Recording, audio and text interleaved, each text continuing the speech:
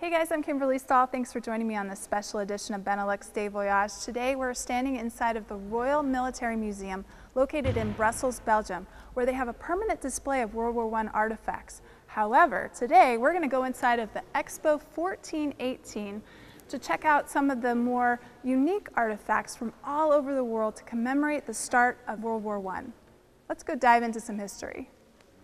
I was welcomed by the museum's historian, Jan van der Freynen, who showed me around the expo. Before the war, the cousins Kaiser Wilhelm and King Albert led very similar lives, even sharing a carriage ride in Brussels to the World's Fair in 1910. The cousins' relationship and the climate of the world changed drastically when Germany invaded Belgium in 1914. During the war, a tremendous amount of destruction and devastation occurred throughout Belgium. Leuven was burned down, in large part, by the Germans, including the university library, and lots of books were of course burned and destroyed.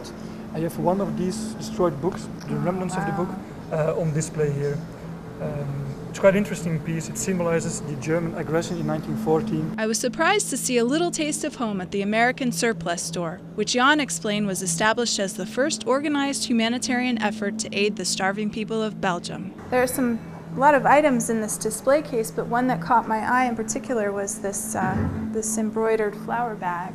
Indeed, it's a very interesting and original item. The text reads, Amerika redde ons van de hongersnood, which means America saved us from starvation. Those bags were sent back to the States to thank the Americans for their help during the war.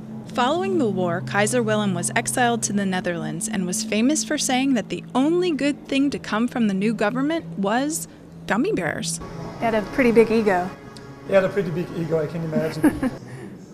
Here we are at the end of the expo as well as the end of the war, and we see the two distinct differences in the cousins. The Kaiser, who never really moved on from the war and is in exile in Holland, and the King, who went on to become a celebrated war hero as well as a politician.